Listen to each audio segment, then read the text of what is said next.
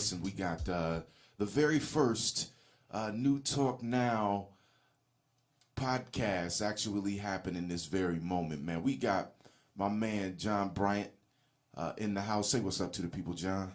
How's it going? Peace. Talking to the mic, brother. Peace. How's it going? There we go. There we go. I got you there. I got you there. And then we got my man, big man, Sandman Mike Sanders in the house. Say what's up to the people, Mike. What up, what up, what up? All right, Mike, man, he coming in nice and crispy. He like, man, listen, I'm talking right in the middle of the mic. But yeah, man, so listen, we got a lot to cover, you know, in a short amount of time. But I noticed that just to kind of get things started, man, one of the things that we wanted to talk about today was beta males. Anybody want to tackle that, man? What first of all, what is a beta male? I'll start off first, and John, you can chime in. With the beta male, pretty much it's a guy who's really sensitive, and you see more of a rise of that now. You know, me being in management for years, you see guys now cannot take constructive criticism. They take things personal. You know, they either play sports and didn't either quit, or they didn't play sports at all. And sports is back to just being able to take coaching and be able to follow directions and take criticism. Some guys never had it in their life, and they can't do that. So, and these beta males have been known to lash out and want to harm everybody, you know, and just it's a rampant things going on. And it could be, and John has some good reasons too. It could be many causes why this is going on. But John, you can chime in. Well, tell me your point of view. Let me, John. What's your definition of a beta male? Beta male, pure definition. Lack of an alpha father mentor, lack of a positive father figure, masculine father figure. The father figure has been replaced by a woman in the home. And then it breaks down between alpha male, you got a beta male, you also got an omega male. Oh, yes. You also got a gamma male. Yep. And you also got a sigma male. And they all have distinct definitions, deteriorating from an alpha male. But as far as a beta male, which has been dominated pretty much by society today, as Sandman was saying, those males with a lack of father figures, speaking of today's Father's Day. I just want to chime in some of the traits of a beta male. A couple of the traits are they focus on what others want them to do, not what they want to do, what others want them to do. They're too nice sometimes. They're always searching for perfection, and they avoid confrontation. And they have resentfulness also. You know, requires hand-holding. You know, a lot of times you get hold their hand through things, and they're passive-aggressive. So this build-up, you know, and a lot of it, too, is a build-up where they do something and lash out. They want to harm people because this is building up over a course of a period of time. You know, and what you find in the news a lot of times now, guys want to, you know, hurt. Say break up with their wife or somebody, want to hurt the whole family, or hurt their kids, or do something, you know, outrageous, you know, it's a rampant thing going on, but it's happening a lot in the black community because what John just said and what's happening with a lot of black males, and it's something that we had to call out. And it wasn't that way before. I mean, you had guys who might have been beta males, but they wasn't doing irrational things, you know. You would call them out, and they would say, "Hey, yeah, you got me, man," and that would be it. You know, I mean, now they want to lash out. And it's a different, you know, type of dude nowadays. You know what I mean? And got guys becoming, also got realized too, guys may have been beta males, but can also be alpha males too eventually. But we don't see that development happening. They're kind of in this permanent state of just resentfulness or, you know, a jealousy or whatever it is. So that's where we're trying to, you know, trying to find a common ground and help this out and call it out as for what it is. So John, answer this question, man. Whose fault is it that the beta male is here? Well, we can give a concise definition and go with the historical evolution of the beta male, or we can give the circular definition as far as current events. As far as current events, most beta males are males raised in a single household, and they have a tendency to get their mother's female traits and lack of controlling of one's emotions. Yes. And so like Mike said earlier, you got a lot of beta males that can eventually become alpha males, but it's a process of time or a direct, concise correlation to have a alpha male enter into their life to bring them up to speed. So are most of these dudes gay? No, most of them aren't gay. Most of them are young men. For example, young men who they have kids. Some of them are even married. There's young men who cannot handle certain situations, like a real man would. You know what I mean? For example, say you're the boss and you tell somebody, hey, you're doing something wrong, or you got to do it this way. They may take offense to that. You know what I mean? And then, most male can get over it and they move on forward. They may hold that against you, for weeks. You know what I mean? Because they don't like what you said to them. So it's a mindset. It's not a sexual thing. It's more of a mindset of where they're at and how to break that mindset. That's where it's at. So. I'm going to say, for those that get trapped into the beta male characteristics, have a more tendency to become gay per se or homosexual when they get trapped into there, because once again they take on female tendencies and likeness, and so it'll be obvious at some particular point in time they'll start being attracted to alpha males. And that's why you get a lot of standard males attracted to a lot of quote thug males fresh out of the penitentiary per se, due to the fact of they have female tendencies, and the definition of a male or alpha male is determined by a female. So let me ask this question. So do we see the rise of these individuals? Because I heard you say earlier that, a lot of single parent households. So with single parent households, do we contribute that to the rise? And then when we think about that, when I asked you the question earlier, whose fault is that? We have to think about where the root of that comes from. At least right now. Is that the absence of fathers in the home? And where does that, how does that kind of play into this situation? Either one of y'all can. Let me go. I think it's, I'm not sure think it's a lack of fathers. This is my mind.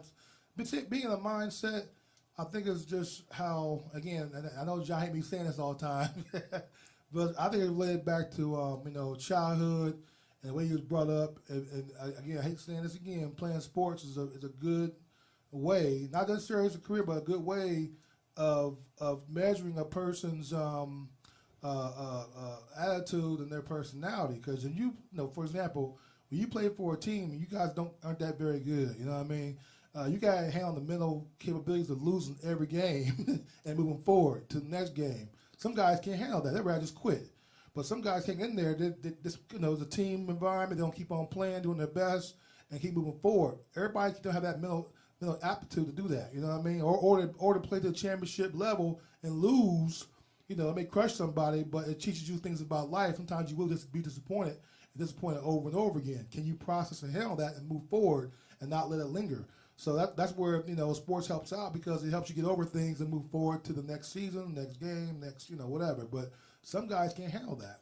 So what if you're not good at sports? You don't gotta be good. Just be part of the organization. You know how it feels to win for a team and lose for a team. You know how it feels. You get that feeling of we tried the best we could. We left it on the court. It is what it is. I'm gonna move forward. You can do that. But the problem is, a lot of guys out here, at least from my opinion, they don't know how to do that. They can't move forward. They're stuck. They're stuck in they can't get over what happened to them, whether their girl left them for another dude, or whether their boss, rolled them up for something, or whether they, friend, dissed them or whatever. They want revenge. They want to get back. They can't let go.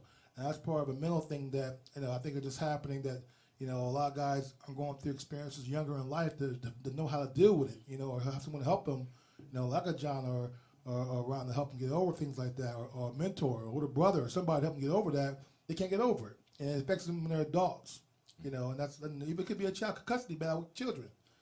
They can't get over losing, and they want to kill everybody. they want revenge, and that's part of it. I'm trying to say. So, John, answer me this question. So the mentality sounds like they're very weak, like their mind is underdeveloped. And when I say weak, I'm saying that, as Mike was alluding to, that when they lose in a certain scenario, they don't understand how to get past that. They don't have enough strength in their mind to be able to get past that. What do you think creates that? Because there's some strong women, there's some strong sisters out there, man, and they may be raising a beta male, and yet and still, this brother can't get past certain things. I mean, because the sister has to be strong to be able to raise that young man. I would say in a lot of these cases, you got a gender differential occurring, meaning you got a young male looking at his mother with strength, then he looks at himself and realizes that he's a man, a young male, but he's getting his strength from a woman. So therefore, you get a situation that occurs where you get cognitive dissonance occurring. I am something. I want to be like my mother, her strength, but I'm different. I am a male. So you get a differential psychosis occurring, and you want to be like your mother, but you realize you're not your mother. And so therefore, it contributes and continues to spill over into the cognitive factor of one's character as they grow. And so you got that occurring. So example, you can have a male that wants to be a football player, but he sees his mother likes to do her hair, wear makeup, and so forth and so on. But he's big and strong enough to be a football player. So he's stuck in a quandary because his role model is his mother, her strength and her passions. And you have a tendency to follow your role model, strength and passions. I'm gonna kind of disagree with that, John, to an extent. I think it's more of a. I mean, that's what you say is somewhat true, but I think it's more of a mind. Again, get back to the mindset because I mean, I had a strong mom. You know what I mean? But the difference was with my mother and all my friends, they were very brutally honest with me coming up, and that's one of the things that these guys don't get: honesty. For example, I played a football game with someone like that, and I suck. My mom would say, "You suck. You had a terrible game. You lazy, you ain't doing nothing." So that was brutal, honesty, truth. She wasn't trying to say, "Oh, you had a good game, son," or gloss over it. They'll get them next time. No, it was honest truth. You know what I mean? That stuff stings and hurt, but you're able to process at an early age. Friends too. Even you had a bad game, Mike. What the hell happened to you? You know what I mean? They're knocking you off the damn line. So my point is, your friends are honest with you. Your parents are honest with you. You develop a sense of a mental callous where you don't, get offended. You go, you know what? I accept this criticism. You know what I mean? I gotta get better. You know what I mean? They're telling me stuff. They must love me, but telling me what I need to get better at. So these guys don't always have that in their life. And the moms, being so young, sometimes don't know how to do that. You know what I mean? When they coddle them, they don't want to give them that brutal, that brutal honesty. You know what I mean? Growing up, mom said, "You smell musty, man. You need to take a shower." You smell, so you gotta go back and think you smell right. It's none of that. It was just honesty, you know what I mean? I guess part of it too. And they hear honesty, they can't take it because people always baby them their whole life, you know what I mean? And that's where I think the difference is in parenting. If it's a single mother, you gotta let your son know, you know what I mean, when he's wrong and when he's right. You know what I mean? You can't. There's no gray area there. You know what I mean? I think that's where we gotta get better at. Even if you're a single mom, the best thing you can do for your son is be honest with him. You know what I mean?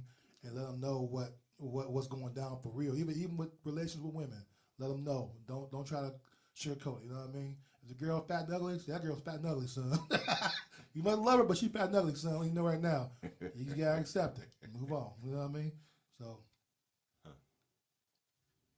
So I guess I'm trying to figure out where did I go wrong at? You said I was incorrect at some stages. Well, I'm saying it's not always about, because I idolize my mother. She's very strong and things of that nature. You know what I mean? She's like the matriarch of our family. You know what I mean? But at the same time, though, she taught us also, hey man, most school moms, hey, someone punch you, man, you punch me right in the head. Right. So it was like she would give me mental notes. You know what I mean? What to do in certain situations, you know what I mean? So she wasn't just, I wasn't just outlining her, she was giving me information, you know what I mean? And she was telling me what to do, and again, being honest with me. A lot of these moms that you may idolize your mother, but they don't give them the information. That's where I'm going with it. Exactly. They don't say, hey son, that's where I'm going you gotta do this and that. Hey son, you can't be doing this, you know what I mean?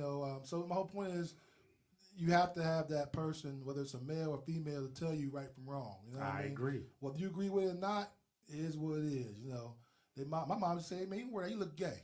I'm like, dang, kind of ruthless, man. She's like, you don't wear that. But once again, that comes back to what's occurring in this current society. Acceptability of homosexuality.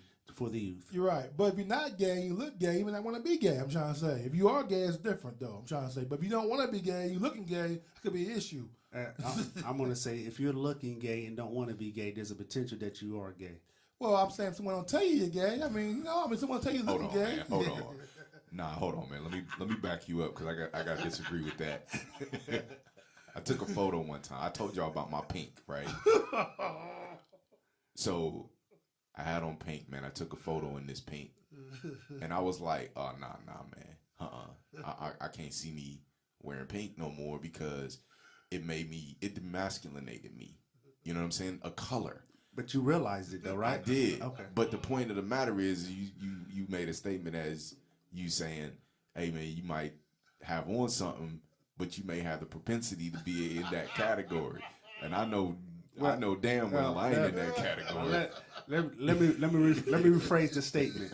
What I am saying, when you start to accept it and it becomes a norm that you wear those certain type of things on a normal standard basis, you have the potential and the propensity to have homosexual I disagree desires. with that. I disagree with that. Now, I agree with that, but I don't agree with that other statement. I don't agree with that because, coming to school, man, coming from Canton, Ohio, man, you have your guard up all the time. I mean, I got to know you guys, people in Wittenberg, I started to get more relaxed, let my guard down. Because, where I'm from, you always got to look hard, you got to have your guard up all the time. Even when you eat like this, you don't know who's going to mess with your food. So it's always like, that prison mentality in high school you always got. You know who's going to try to step up to you, going to put you in your chest, you don't know. So, I felt like, if I leave my guard down, if I'm coming, a metrosexual, I'm coming soft, you know what I mean? That wasn't the case at all. It was just me evolving into an adult that was comfortable, able to talk about anything with you guys, you know what I mean? But you wouldn't do that back in the day. I couldn't talk about anything with my dudes back in the day, anything, no.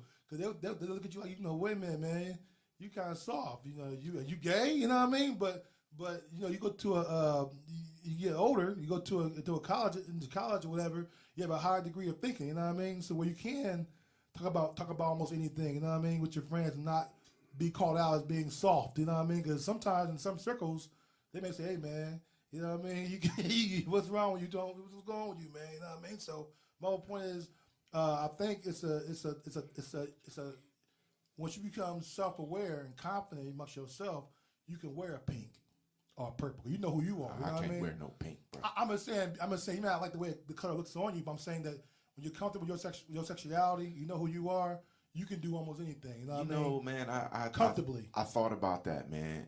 I'm gonna be honest with you. I thought about that, and yeah. So let me ask you this question, and we're gonna take it back to sports since you on that theme. Mm-hmm. Why is it that the Iowa Hawkeyes paint their visitors' locker room in pink?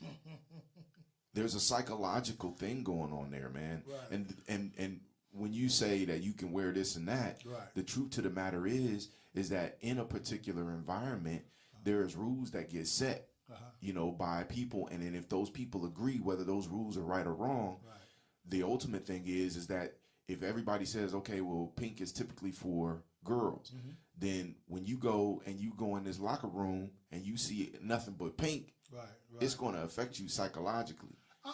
I mean, from a psychological standpoint, probably, but again, that whole development of me, as far as becoming a male, was just, some of my heroes, some of my mentors, man, Man, you just trying to give an excuse to wear pink. I'm not. Hold on. Some of your mentors were pink. Yeah, pink. I mean, look, a lot of guys I follow and I really admire had feminine tendencies, but they wasn't necessarily gay. So are they betas? I would say they definitely alphas, man. Like, for example, are they in between what is an omega? No, I don't think so. They just have their own style and flash to the point where that's an omega. You couldn't understand. It could be omega. Yeah, omega. It's more of an omega. Yeah, like a Rick James. You know what I mean? Or a Prince. You know what I mean? Or these guys, they had no problem, doing their thing. You know what I mean? But they wasn't scared about fashion. They wore all kinds of different things. You look at the Michael Jackson. That's quite controversial. You look at my boy. A lot of different things, like Ralph Tresvant, man, Sensitivity, man, that album, everybody was singing that song, man. Ralph was a man, everybody else, but the whole point is... Sensitivity isn't a feminine characteristic. It could be perceived as one. If it's utilized as one of the main core one of the main core characteristics of that person. Right. If he's always sensitive, then yeah, but I mean, so think about it, man. As a dad, you have to morph into sensitivity when your daughter comes to you, Right. and she needs some nurturing, Right. and some Right. development. You need to Or be your able to woman, understand yeah. whoever it might You got to be. be able to some guys can't do that. They can't go from, being hard to being, hey, come cry on my shoulder, girl, I got you. You know what I mean? Some guys don't have that kind But of that ability to do isn't that the alpha male though? Alpha male should be able to do both, yes. Yeah, I mean, but the beta male can't do that though. Okay. Beta male, I don't think he'd be able to. The beta male will probably cry right beside with you. It'll be kind of both, no kind of rocker with you. So my whole point is, I think it's there again. The type of guys I grew up with, at least I saw, our mentor, at least I thought was my mentors growing up on TV and everywhere else. They had you can perceive them as having female tendencies possibly. So you said Michael Jackson and Prince and these guys are your mentors? I just want to be clear on this. Well, I would say mentor. I would say more like. They helped in your development. Yes, they did. Okay. More like made me feel more comfortable wearing a Michael Jackson jacket. Had Carefree Curl, had Love, had all that stuff. So I was dressing like them. You know what I mean? Ready for the world. You know what I'm saying? We were just hard everybody else. We dressed a certain way, though. That's what I'm trying to say. And pink, talking about pink. I would pink all the time in high school. You know what I mean? But back then it was different. It's the 80s. It was acceptable. And some of the hard dudes I knew wore pink. You know what I mean? So that's how it was back then. It must be a Canton thing. It was Canton thing. It was hardcore. I bet it was like hard. Pinky on Friday. They wanted to go to jail. That's what it sounds like. But I got another question, man. I got another question, and then we're gonna take a quick break. So going back to this sports thing, because Mike, I hear you really on the sports side of things. Yes. Are there beta males in sports? I would say there's not beta males in sports. I would say there's guys who are in the middle of developing. Because look, if you're on the team, you be the worst guy on the team. You know what I mean? I've seen guys worst dude on the team. He comes to practice every day. He's on time. He's ready to go. Never have a chance of starting, but he's always there, always trying. To me, just doing that alone and having that mental aptitude never to give up, he's an alpha. You know what I mean? He may not be playing and starting, being a whatever, but he's showing up every single day, getting beat up on and doing his part for the team. You know what I mean? So to me, that's probably that may be the ultimate alpha right there. Well, I agree. He's getting no glory. Well, hold on, man. Let me ask y'all this then, because when we look at a cat like Odell Beckham Jr., he's, from what you guys were talking about in regards to the characteristics, he sounds like he might be a beta male, but he has all of the alpha male. I don't say all of the alpha male qualities. He has a lot of the beta male qualities, but yet and still, you're saying that regardless, he's the ultimate alpha male because he has meltdowns. He can't, he can't be a team player. He falls in the category under Omega. Omega. It's a combination between the beta and the alpha, so he falls in that category. You follow your own path to some degree. Yeah, you follow your own path. You don't conform to what everybody else is thinking. You know what I mean? Okay. That's what I'm saying. A lot of guys that like Prince, Michael, Ralph, a lot of these guys, even even Ice-T back in the day, he always said I need 5 girls to comb my hair. You know what I mean? Long hair went down to his shoulders. Well, that was cool as hell back in the day. So damn, they had long hair on my shoulder. I'm a girl to comb my hair too. Your hair would never been long. But I had it down here. Too My carefree was down here peasy. though. My carefree was down on my chin. My carefree curl was, so I was close to it. Dude, I would have paid to see that. The whole point is, we seen the rise of guys that were, that just, man, he like, they're not like your uncle or they're totally different. Okay, I got to ask this question. Yeah. So you mean to tell me in our era, a Odell Beckham would have survived in our locker room? I think so. I think he would do it because back then it was about still, but number one thing you can say about anybody was about winning. You know I would have choked him out, bro. Nah, I wouldn't choked him out. I would have choked him out. I think he would conform. because he's 90s. He would don't get me wrong, man. Don't get me wrong. Like there's certain cats that that you would be like, okay, man, I know you trying to do your thing, and you screaming for this, that, and the other. But to me, the ultimate thing was team. Yeah. And if you really started to break that mold of us being team, I was gonna check you. So I don't know, man. I think that there's a change and a shift of the way that we, from manhood right now. I think especially in the football locker room, I think that there's a little bit of a shift. And I get it. You got people out here being trying to be themselves and saying, I'm not going to be boxed in by this, that, and the other. It's not about being boxed in. Right. It's about being able to look at your brother in the eye and say, I got your back. Right, and if I feel like you don't got my back and it's more about you than me having your back when you need it, you know, I'm not going to feel that, and I'm going to choke you out, you know, because I want you to understand that, you know, we not on the same team. I think there's a lot of prima donnas in cotton football, man. I mean, look at all the guys that we admired growing up. You know what I mean? I mean, Who? I would say, you know, the Mike Irvins of the world, the Deion Sanders. These guys are all So you loud saying mouth. they were betas? No, I'm saying they was alphas and omegas. I said they're probably So you omegas. think they omegas? Different, yeah. Wasn't I ain't your saying average? about- Wasn't your average I was- receiver, man? They, It was they- out they- there. they had feminine ways. Is that what you're telling No, me? I'm saying they had different. They blazed their own path. Nah, man, I think They blazed their own honestly, path of how they do things. Cause I think Michael Irvin was an alpha male. I think Deion Sanders was an alpha male. I just think that they had a different, like their voice. Yeah. They may have said attention on me. Yeah. You know what I mean? But at the same time, that don't make them you know. Well, I think that there are certain characteristics that some of these other young fellas have that are a little bit different than them. Odell Beckham is not Michael Irvin, bro. he's not. But I'm saying this is a different version. For example, Deion. You know, if you some guys his rock'em didn't like Deion. Didn't like him at all. You know what I mean? I get it. I was saying. I mean, like kind of like T.O. He gets a bad rap everywhere he go. Some guys don't like that dude. You know what I mean? You know, I mean, But he's more of a those dudes that you just mentioned. Mm-hmm. They are dudes that are more of, you know, like me. And I Yeah. get that. There's a difference between Look at being me. team me. We But do my dance. then you sitting there with blonde hair, you know, and you twirling your hair with your finger. And you hanging on all dudes. Yeah, I'm sorry. I got man. issues with that, A bro. lot of them hang around all dudes, man. Yeah, I mean, it's a different. Man. I don't There's see a no difference. females. all I'm saying is, I'm sure he getting a lot of females, man. I'm sure he is. So I'm sure he is. Let me ask y'all this question, man. I bet Because he is. the reason why I was asking you the question Yo, of sorry, go ahead. Yes. whether or not there is, and I'm gonna ask this question to John, but whether or not there are beta males in sports, and I was asking that because what are these participation trophies doing to our young men? That's my point. Go ahead, John. No, You want to tackle that? it all lines up once again to constructural society accepting this homosexuality as a normal paradigm. It is not normal The what? to accept homosexuality. Like example, back in the day, like you said, when your mom said you were certain things or you did certain things that's gay, quit looking gay. She corrected it. Right. Today's society will not allow you to correct that to your child, or you can possibly lose custody of your child.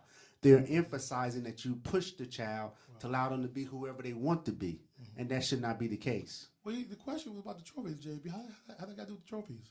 Because participation trophies, once again, you're giving a trophy to a child, right, that really may not have earned it. It is okay to lose. Right. It is okay to get your butt kicked. Right. You know, Right. I agree with that. I mean, trophies should only be given to winners, and that's it. You gotta Period. realize it's winners and losers. You also gotta realize it's okay to be a loser. You can't win all the time, bro. It's okay to lose. You can lose sometimes. I'm going to say that. I'm going to say it's not okay to be a loser. It's how you handle the losing. Yes. What did you learn from Even it? better. And, Yes. you know, and how can I get better to be a quote, quote, winner? Right. And I want to say one more thing before we cut off, but the whole the circle of this wagon was the beta males is destroying, you know, especially the black community, because what's happening is, you know, again, I mentioned it's a few news reports already out there. I'm sure, John, you heard about it already, about these guys who are overly sensitive, want to take revenge on everybody, even their young children. So it's a lack of being able to process, you know, losing pretty much. He was talking about they can't accept that, you know. And these guys I'm dealing with, even at my job right now, you know, you're dealing with guys who cannot accept, you know. And look, this is crazy. I'm an older black man telling them what they're doing wrong. They have a hard time with something out of me. You know what I mean? So I can imagine if I was younger. So, but you gotta be stern with them and get, you know, you gotta be really firm with them. I got one guy at work, another supervisor. He's scared to tell these guys anything. He told me, he said, Mike. He goes, Mike, they know where I live at, man. They show their friends. He goes, I ain't telling me anything. I said, what? I said, shoot. I mean, but there was a 44. That's right. But he's scared, and I understand that. He didn't want to deal with these young thugs. He's like, I ain't dealing with these cats. I ain't trying to get my family in danger. So they young, do what they want to do. the young beta thugs. Let's get it correct. Yeah, Not Tupac thugs. Let's get it right. Yeah. Okay, I just want to be right. It's all eyes on me. Was a beta thug. They said they show up at your crib. Yeah, with their friends. With their friends and pom-poms and guns. Pom-poms and guns. Cause you said something to them. You said something to them, hurt their feelings. Hey, man. All right, y'all, listen, man. We're going to take a quick break, and we'll be right back, man. And when we come back, we're going to talk about somewhat of a resolution for the beta male. Pom-poms and guns. And so I believe that education process must be a process of two steps, inspiration and information. So I seriously give information, but black people are people of rhythm and spirit, so I also give inspiration. It's the new league for freedom. If you're going to talk about a revolutionary situation, you have to have people who are physically able to wage revolution, who are physically able to organize, and physically able to do all that is done. We have come here because we share a common concern for the moral health of our nation. We have come because our eyes have seen through the superficial glory and glitter of our society and observed the coming of judgment. But we have come. Our suffering has been too long. Our sacrifice has been too great. And our human dignity is too strong for us to be prudent any longer. It is a fact that we will get change. We will transform society. Anytime you beg another man to set you free, you will never be free. Freedom is something that you have to do for yourself.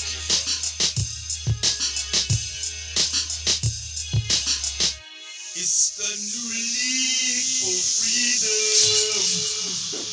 All right, man. We back. Again, y'all listening to the NuTalknow podcast with my man John Bryan and my man Mike Sanders, and we've been talking about the beta male, and we've had some interesting thoughts and opinions about them. But I have another question, man. So we understand that these young men are out here. They pom-pom thugs. You know, they come into the door with a gun, and they extra buddies with them. You know, man, my whole mindset right now is thinking what I would do in that scenario. I'm not even gonna lie to you, right? But I have a question, man, and real talk. What is the resolution to this, man? How do we, keep this from happening in our community? And what do we do as men, as alpha males, to help them understand how to grow into that alpha male? Well, again, my resolution is very simple and straightforward. I mean, it's not one that John may not like, but it's straightforward though. My resolution is, again, you gotta get these kids in some after-school programs.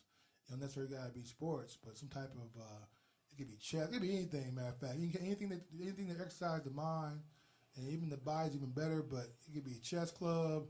It could be even playing instruments or something. Something's going to help develop them the type of self-confidence. You know what I mean? Because even in band, everybody can't be the top trumpet person. Someone got to be the second, third, and fourth. They got to learn how to accept.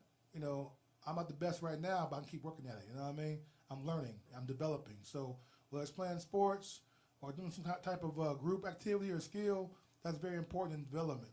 Very important, because you can't develop into an adult that's able to deal with certain situations unless you've been through them at an earlier age. You know what I mean? Mm-hmm. Look at us. We went through quite a few different things. Remember we won the conference championship in football? It was like we had to still couldn't make the playoffs though. What a disappointment that was. You know what I mean? Bus made the playoffs his senior year, but we can't get to go. How disappointing was that? We thought we had a pretty darn good football team, especially defense, It couldn't go nowhere with it. You know what I mean? You know, and that's just disappointing. We didn't accept that. It is what it is. You know what I mean? Move forward. Well, and kids need to have that, I think, early in their development. I played basketball for Crenshaw Middle School.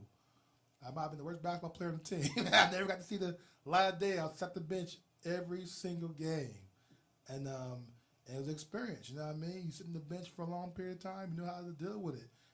Very disappointing. You got in when the team was up by 40 points, you finally get into the game. So kids get to go through that stuff, you know what I mean? Or maybe my brother won championships in high school, 2 state championships. He experienced the best of the best, played with the best, and that helped develop his skill. He's always thinking he's a winner, and that's a good place to be too, you know what I mean? He went to Indiana and found something different, how to lose. So you go through those experiences younger in your life, you know, even in the military, whatever you do, the whole point is you're going to learn how to accept wins and losses and process and move forward. So any type of program, activity, anything is good. Nothing is bad. So that's my take on it. Yeah, John, what are your thoughts, man? How do you feel? I would say as far as resolution, I'm going to say I agree with Mike. It's not that I'm against sports per se. I just don't want our youth to be trapped in sports in that frame of mind. That's my biggest thing is I've seen, and I'll get back, I'm directly with the beta, but I'm going to say the reason why I've seen grown men practice with their children 1,000 jump shots, but won't practice with their child how to read a book. That's right. I've seen that. Mm-hmm. Okay, but on the beta male side, it's a lack of culture. We don't have the proper culture intact to maintain our manlyhood. We got to go back. For me, you know, I'm going to say go back to the continent of Africa and capture our original culture and bring it here. We have to have culture, meaning even if the woman is single, she has to be able to rely on the community males to have a positive influence on her son. Even if you got trap boys that that were in the community. Me and Buster knows for a fact that they may have been trapping or hustling on the block, but they always gave the young youth positive influence and words and gifts to stay. Don't do like I do. Mm-hmm. You know, you guys stay in school. This is, I'm doing this so you can learn from me, type of deal. Mm-hmm. So we have to have a culture intact. We don't have the proper culture intact in order for us to move a race forward, as Marcus Garvey said. You have to have a culture in place to move the race forward. Yeah. I just want to add that you said I just had a profound thought process in that, and just not just that. We talk about activities, but some activity we talked about earlier. All three of us talked about was like the fishing, yes, the hunting, all those type of things. Yes, right? That none of us know how to do. Right. That's to the point of being self-reliant, which will definitely help you get to that beta male status faster than anything else. Because then you're self-reliant, you don't got to depend on nobody. Yep. And that'd be huge to learn as a child or as a developing teenager. That'd be huge stuff that They used to have programs in Canton, Ohio, how to swim, how to fish. Mm-hmm. These are programs the city did just to help young people out. I'm not sure it's still got them or not, but you actually learn a skill, and swimming was huge because a lot of people couldn't swim. That was huge because then people were drowning in creeks and stuff. Yeah. And then fishing was huge too. People still fish to this day. So beaches. The whole point, those are programs that are good and don't cost very much money to do. That's going to take us into the next category, government funding programs, how it affects us today, and with Donald Trump being in office. Mm-hmm. And how we're gonna get to maintain certain programs on his budget.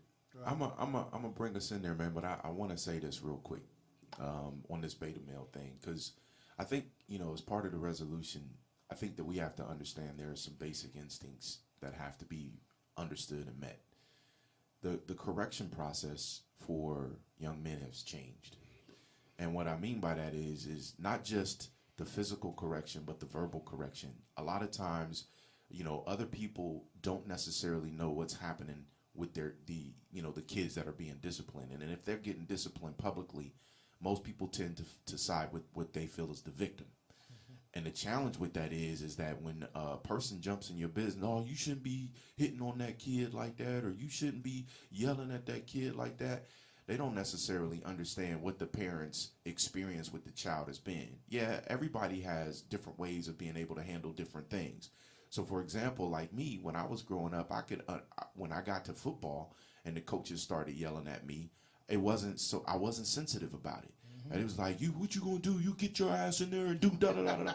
I mean, they were cussing. I mean, I was like, man, if you are a soft young man and you get tossed into there, it's almost like you get tossed into the wolves. Right. So when we talk about, like the correction and how to be able to resolve certain things, man, I think that there's some basic things, when I look at animals, right? A male lion, when a young male lion starts to get to a point to where he feels like he can do something against his father in the pride, what does the father do? He immediately attacks him and sends him on his way. He makes him understand, like, no, son, you're not physical enough yet to not listen to me.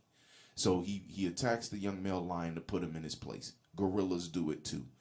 All of these animals have this basic instinct of correcting these young males to get them to a point to understand that when they do take over and that they're ready, that they have enough in them to be able to hold the pride with strength and not be able to allow their pride to be overtaken by outsiders.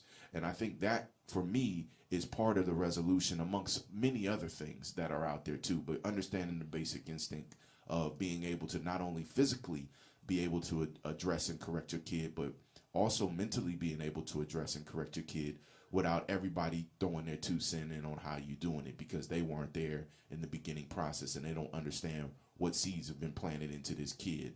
Now, there is a such thing as abuse. I don't agree with that.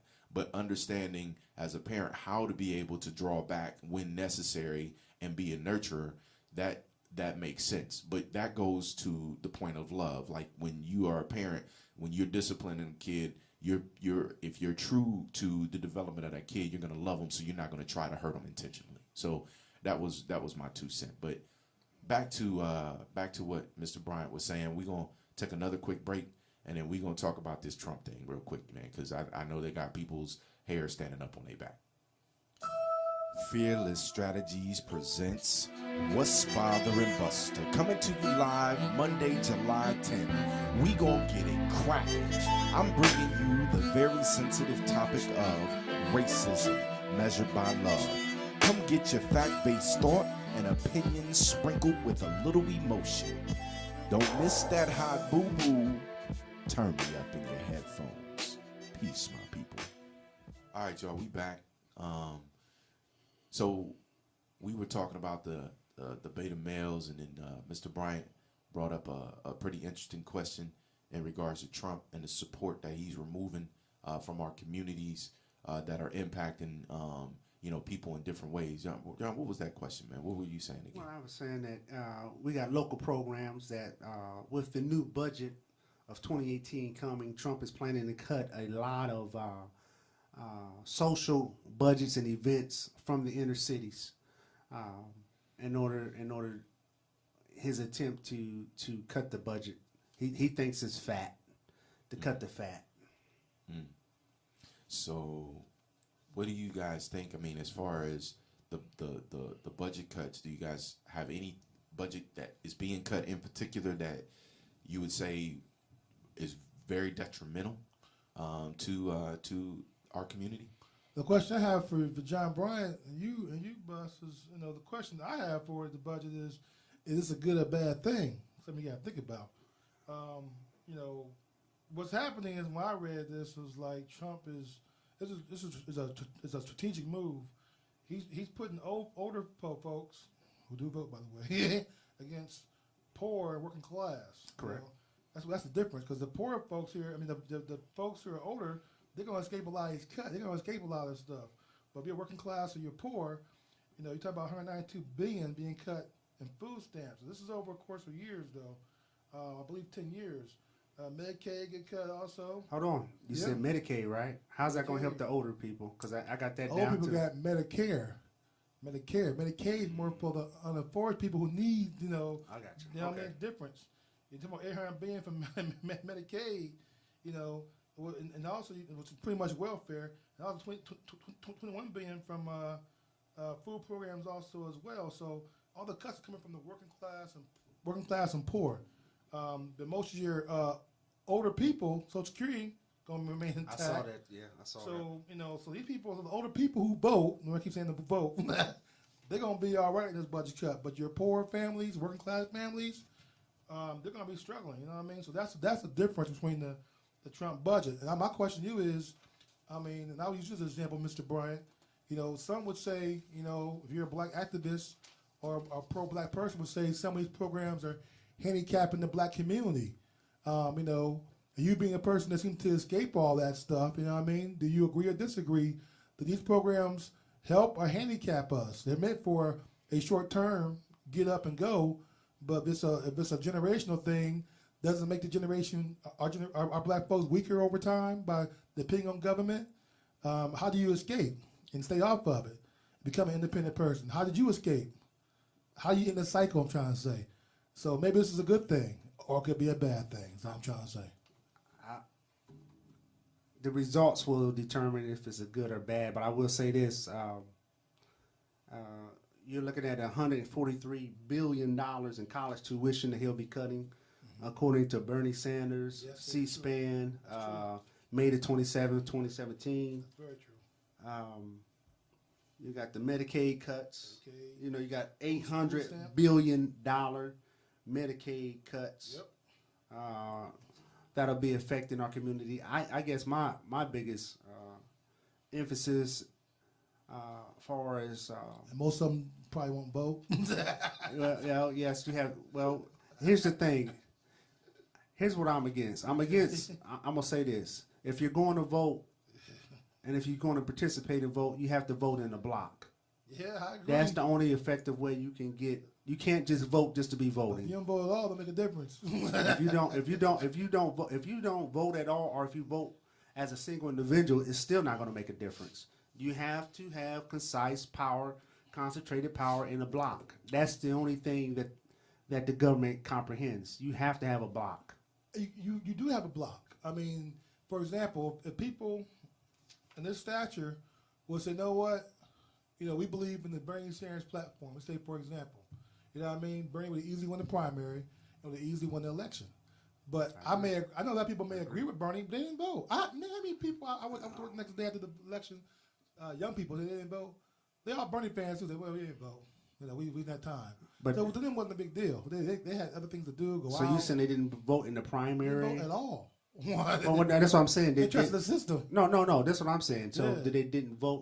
did they not vote because Bernie Sanders wasn't a primary candidate and lost in the DMC, or They didn't vote at all because they felt that, you know, they're Bernie fans, you know what I mean? They felt things going to be okay. They felt it wasn't a high priority to them.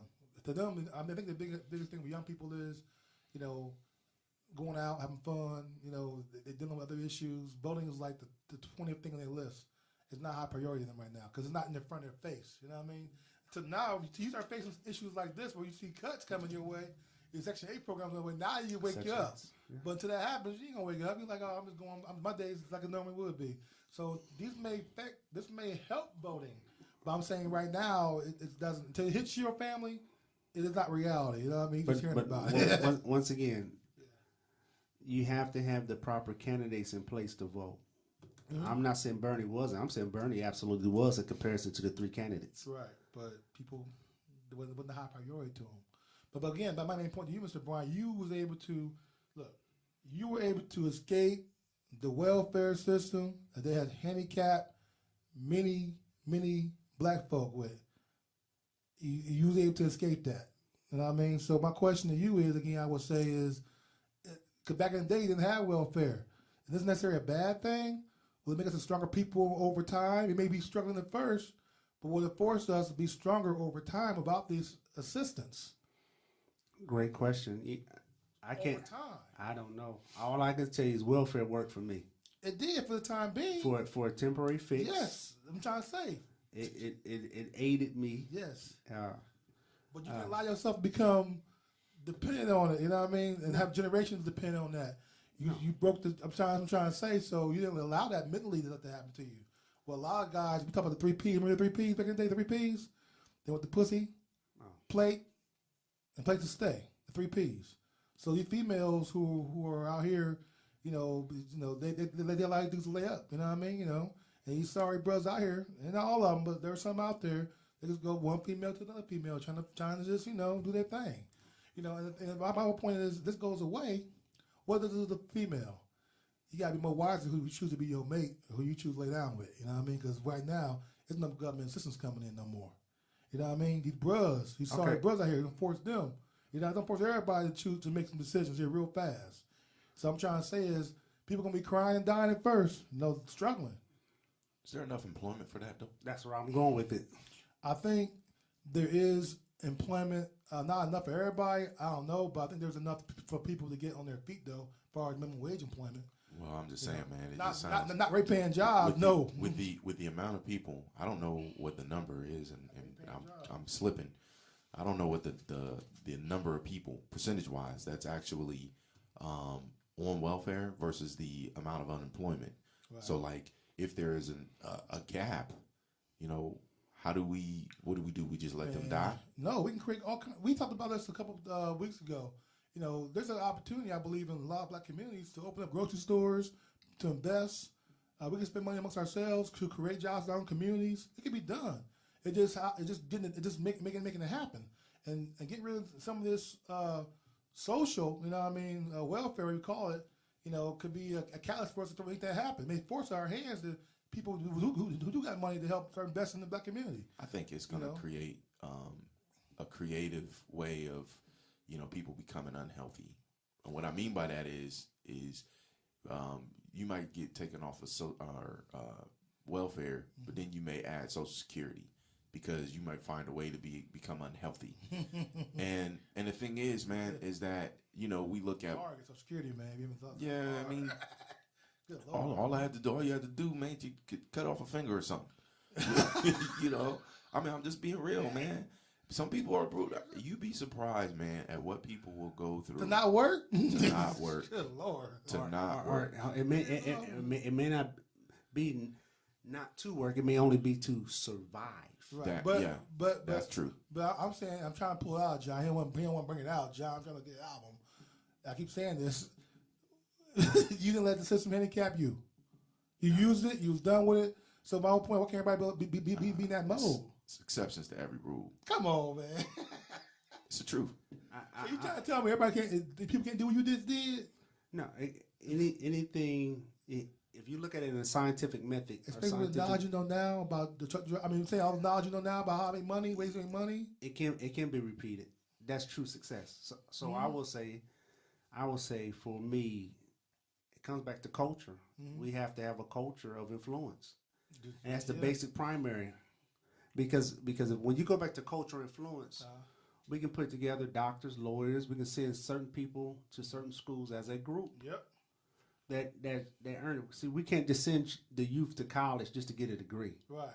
That model's gone and dead and gone. Right. We're 30 to 40 years behind now. Right. As far as following that model, according to Dr. Claude Anderson, we cannot continue to follow that model. First thing we need is self-employment. Right. And therefore, you control economics, you control politics. But this could be a catalyst to all I'm trying to say. Look, when you got a social program that affects people, you know what I mean? What's my get up and go? Why I know I got a safety net to take care of me or help me out? You know what I mean? What's my incentive to get up and go? Okay, let me ask you this question. I got you. Let me ask you this question. Yeah. I got to ask the question. Sure. So we also know that with these budget cuts, will, instead of the Reaganomics where they're trickling down, the money now, once again, is trickling back up to the wealthiest. Sure they got the biggest budget cuts, right? We know for a fact that they qualify, and if you're a billionaire, you qualify for $52 billion budget cuts. Richer, brother. Richer. Yeah, but my point is, when does a political figure step into the realm and cuts at the top of the head first, who has the most money, and then cut from the bottom?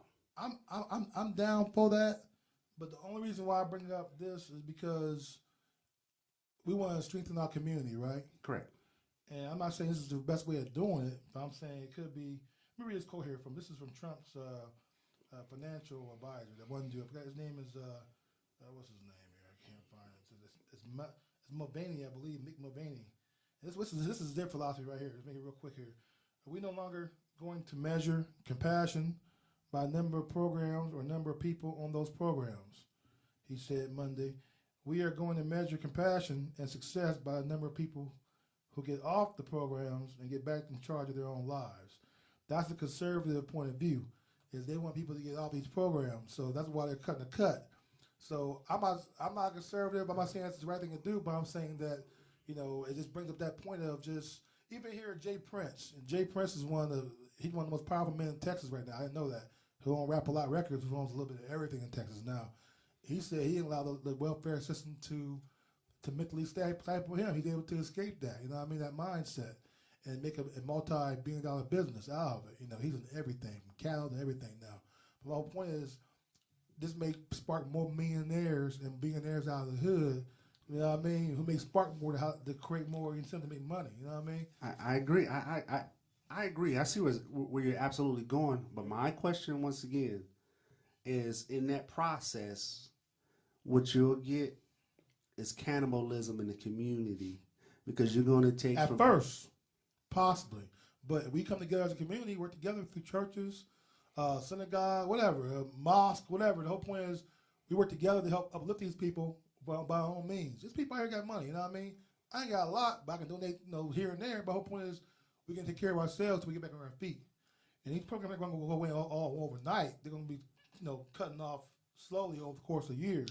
So we can kind of get off that, move on to something else bigger and brighter. I'm trying to say, by on the court. I want to just say something real quick, because I was talking to some people that exist in the nonprofit realm, and one of the challenges that you have is that for those people who are trying to develop and trying to get themselves out of a scenario, what it's doing is cutting I hate to say it this way, but it's cutting the nut to the nonprofit organization. So some of the funding that happens there, you're going to lose some people.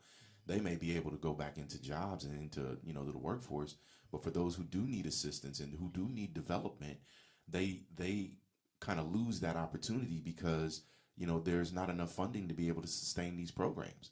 So if I'm a leader of a nonprofit organization and I'm not getting any federal assistance to be able to kind of help develop this person into somebody that can be more fruitful to the society, then the challenge with that is that I'm gonna go survive. I'm gonna go out and look for something that can help sustain my family because of that fact. And what you do is you lose some of the opportunity for growth and development in the community based on that. I think that is where you see one of the biggest challenges with those cuts, is because it's hitting the nonprofit sector. And, those who are in jobs in those nonprofit sectors are going to, they're going to be the ones who are going to be suffering, and they're going to be the ones who are going to go out and survive. And the ones who aren't are going to get left behind without enough development to be able to put themselves into the community to be able to survive appropriately.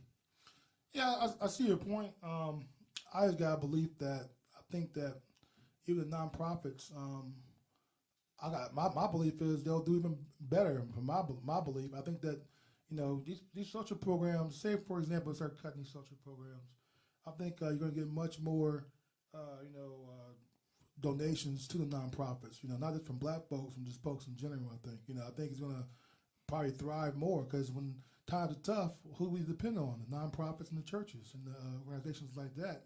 When the government's no longer around the community. So I don't know. I think the nonprofits will have a way to raise as much money, maybe even more, from certain individuals, or the wealthier individuals. I think even some of the average individuals, to help throw those out there in the streets. But my whole point is, I think in order for us to get stronger, we gotta maybe get a little weaker first to move up to get stronger. Because otherwise, we stay on this projection, we'll never get to a place where we want to be at as far as independence, and strength.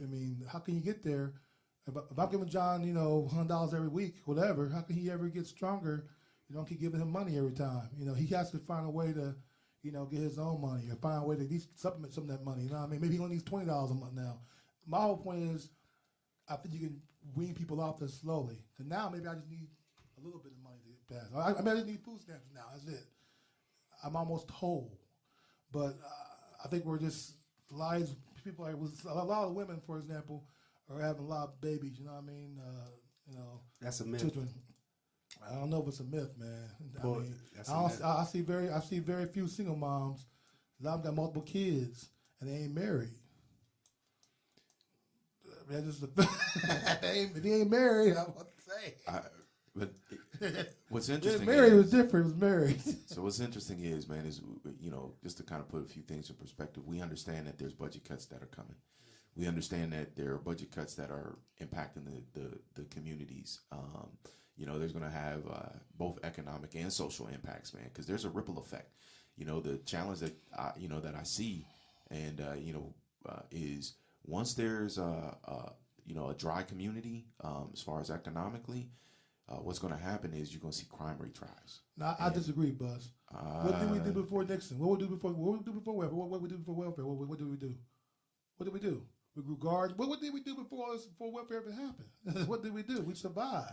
Yeah, but there was a lot of quote unquote crime that was happening that was kind of under. Folks, though. Well, no, that's not There's necessarily crime true. everywhere. Because running numbers is considered a crime, Mike. Okay, right? Running numbers. Alcohol at one point was considered a crime. But white folks Bootlegs. do it too. White folks do it too. I'm not talking about what color. I'm talking about the fact that the crime happens. I'm just saying that. And John wanted to agree, but I'm telling you, he agrees in his head. You have to. These social programs are good for the time being, but in order to get stronger, you're gonna have to figure out a way to reduce or cut over time. You know what I mean? To get stronger, because then you're gonna be able to raise and have healthier families over time. You know what I mean? If we're able to stick together as a black community, that's the key word: stick together as a black community and raise each other up. You know what I mean? Because then you're going to have a much more... Because look, back in the day, hell, before they had welfare and everything else, women were shamed for having kids and teenage kids. They had them still, but it wasn't the proper thing to do. So you might have thought twice. Now it's a free-for-all. I'm just saying. It depends which family you go into. The whole point is it's a different mindset here. Drugs are rampant. I mean, they were rampant back then, but I don't think as bad as it was now. I mean, things are less. Things are better then. Hold on, brother. Mm-hmm. I mean, you're making a lot of generalizations. We got to get specific. I'll get data next time. I'll bring my data. I'll bring my data because I'm telling you, once we start moving to the cities, after the welfare bills pass, and you think about it, you got a lot more blacks in the cities now, more flush of money. I mean, you're gonna have a lot more rampant drug use and issues going on in the city overall. So it doesn't necessarily help us. I'm trying to say. It didn't help us. The welfare didn't necessarily help us. I mean, it helped us to eat, yes, but it didn't necessarily help us. Yeah, Black Panthers doing all kinds of great programs back in the 60s. Correct. Didn't need government, man. So the whole point is other ways of doing things besides just, depending on the government to take I care of us. I agree. All I am saying, if you're going to cut one end, cut both ends from the United States government. Don't take away... We need to vote. Don't take away $143 billion in college tuition from the youth. And then give tax breaks to the wealthiest families of $52 billion. I agree, but like you said earlier, you got to vote as a block. You got to vote. You got people got to come together. I mean, we vote. They got to vote. Then this can change around. The people in office that's going to represent what we want to do. And you don't vote. And we already agree this. All three of us agree this already. That people who are poor don't necessarily vote's not. I told you this before. Vote's not a priority to these people. They got other issues going on. Not voting is not one. Voting's not one of them. It's low on the list. All right, man. Well, listen, y'all. Listen, we got more of this to talk about, obviously. And hey, I hope y'all enjoyed everything. We get ready to sign off. Remember, this is New Talk Now. Can I say our one thing real quick? Yeah, sorry. man. Go ahead. I Man. just want to say I'm very excited about the Black Panther movie. I'm a comic book fan. I'm excited as well. Yes, this is going to be a nice movie, man. See the production? Oh my God! So we're both excited about the movie. Can't wait to see it. That's what's up, man. That's what's up. Hey, y'all. All of y'all people out there. Hey, we just want y'all to know that we on your team, and hopefully we developing together. To my man John Bryant, to my man Mike Sanders, and your man Ron Buster Cunningham. We out.